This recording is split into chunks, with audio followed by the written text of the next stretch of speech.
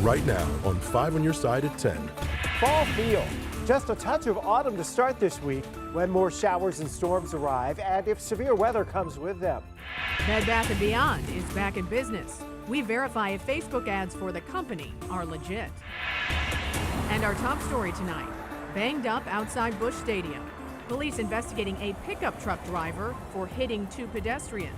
That Dodge truck doing 10 miles an hour at 3,500 pounds can be deadly.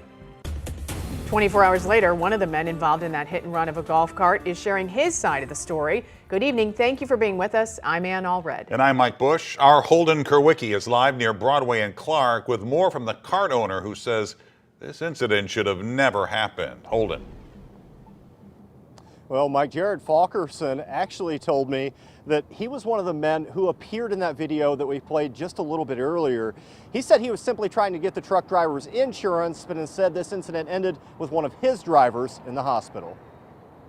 This cart alone is probably $13,000 without any kind of radio or anything in it. After 11 years of shuttling people around downtown, Our main goal is that all of our riders feel safe and are safe when they're on any of our vehicles. Jared Falkerson, co-owner of STL Golf Cart Shuttle, is well aware of the danger in his day job. I would say our biggest danger would have to be the cars. A lot of people not paying attention, a lot of people doing 70 down Broadway. Sunday afternoon, Falkerson says his biggest fear played out at the corner of Broadway and Clark. The truck's trying to come out, he can't move because of traffic. Then all of a sudden I hear my driver yelling, "Hey, what's going on?" I see this Dodge Ram. I ram into our cart, back up, ram into him again, back up, and then try to proceed down Broadway to get away. Falkerson admits he and the truck driver exchanged words after he stopped. I was in front of the truck, he revved the engine a few times, then he took off. I backpedaled, got out of the way. Unfortunately, my driver, Will, was right there doing the same thing. "Hey, we need your insurance." I see the guy veer into Will, hit him, and then take off. The shuttle driver, Will Perrin, was held overnight in the hospital but has since been released. Somebody calling 911? Something like that could cause one minor thing and he could have been paralyzed, never walking again, or he could have been worse, dead. At this point, no charges have been filed, though SLMPD confirmed they are investigating the incident as vehicular assault. We all have bad days. That doesn't mean you run somebody over. Police sources have told 5 on Your Side they believe road rage to be the motive behind this incident. At this time, they are looking for a black Dodge Ram with Illinois plates indicating that the driver is a disabled veteran. Reporting live in downtown, Holden Kerwicki, 5 on Your Side. We're following breaking news out of Belleville. A 5-year-old girl is dead after a shooting. It happened about 3 hours ago at a home on South 88th Street, right around the corner from the Belleville Police Department. The child was taken to the hospital where they died.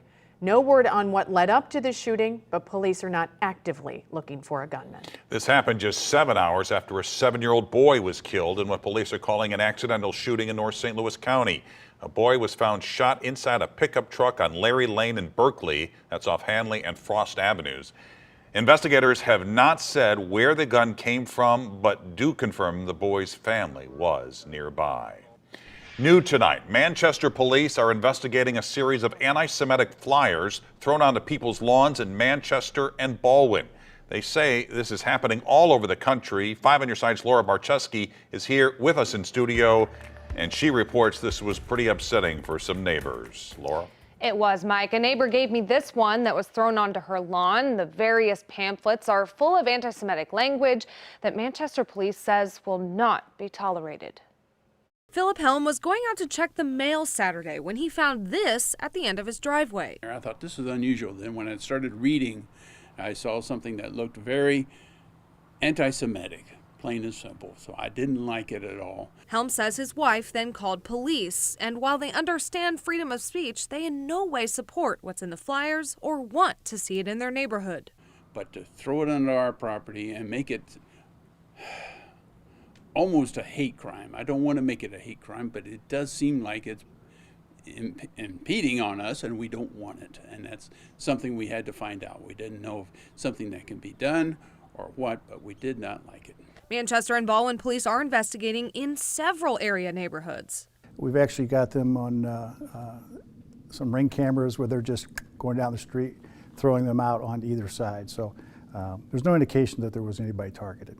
Manchester Police Chief Scott Wills says they've received 81 of these packets, and there are several different versions of anti-Semitic messages in plastic bags with beans or corn to weigh them down. To me, there's really no sense, no purpose to disseminating this kind of stuff other than to get a rise out of people, if you will. And again, that's something that we're just not going to put up with. Chief Wills says they're going to do what they can to hold these people accountable. We have to balance the First Amendment with hate crimes. Certainly we have something as minor as littering, but we are consulting with the St. Louis County Prosecutor's Office. Chief Wills says they were able to get a license plate number off a Ring doorbell camera and are continuing to investigate. He says call your local police department if you ever receive something like this. Tonight, an 18-year-old woman is recovering after being shot and then pushed out of a car onto the side of the highway. This happened around 5:15 tonight along I-70 near Shreve in North City.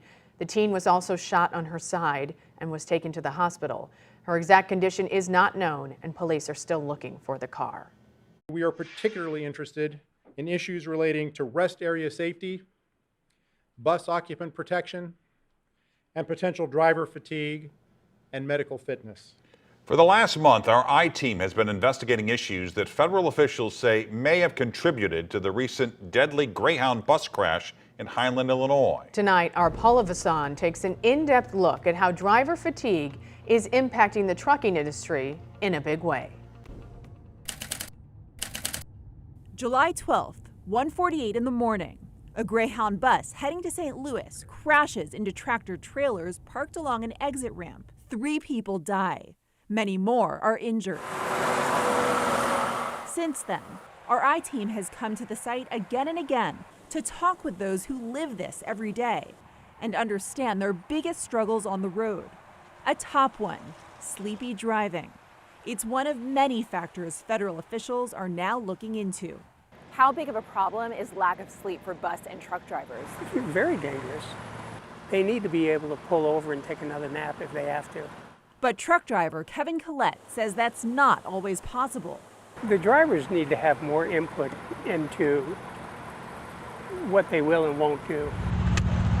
It's why he paid $40,000 for his own truck to operate his own business. That's why I have my own authority. He tells our I-team he would not work for a bus or truck company. He believes they too often push drivers to exhaustion, even though federal regulations say commercial drivers can't drive more than up to 11 hours after 10 hours off. But Collette says the rules are not always followed, and companies often face violations for what are called hours of service, or how long a driver can be on the road before getting time to rest. A new report from an industry inspection association shows it's a top driver violation. Collette tells us it's because companies are pushed to maximize profit, with middlemen making promises that are hard to keep. So they're the ones pressuring. You know, you make a promise to get to the customer, hey, I'll move that for, $1,000 and I'll get it down there in 4 hours. The driver hasn't slept. And then sleep becomes harder. Well, you get all hopped up on caffeine and 5-hour energy and you don't sleep.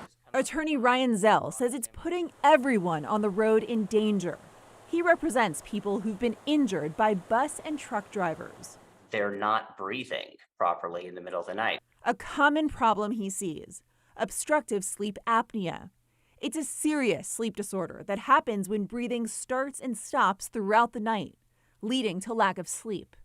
Research by the Federal Motor Carrier Safety Administration shows about 1 in 3 commercial drivers have the condition.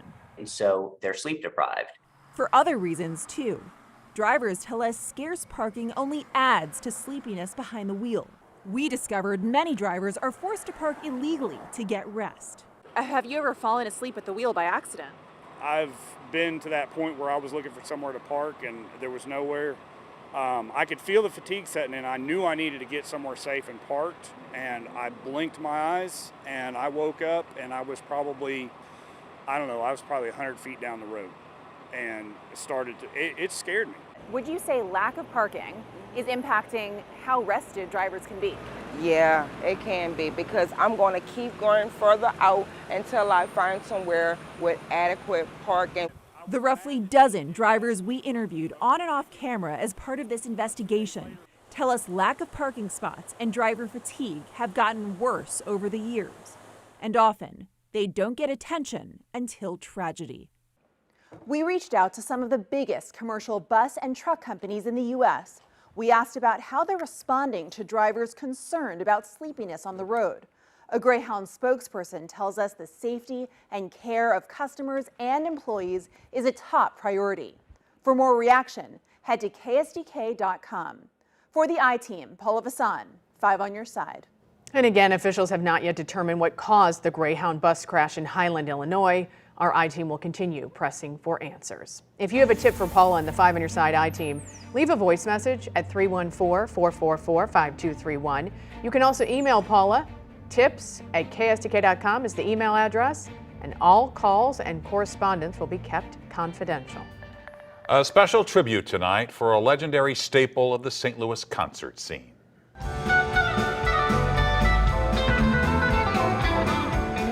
A live tribute show was held tonight at Ballpark Village in honor of Beetle Bob. Robert Matonis died last month after a long battle with ALS, but many of you knew him as Beetle Bob, the man with a signature mop-top haircut and dance moves at local concerts and community events. He was kind of quirky, and he did have a funny way about him. He danced, he had a certain dance that no one else did, but that's what made him unique. There was also t-shirts and other items for sale with proceeds benefiting Beetle Bob's family.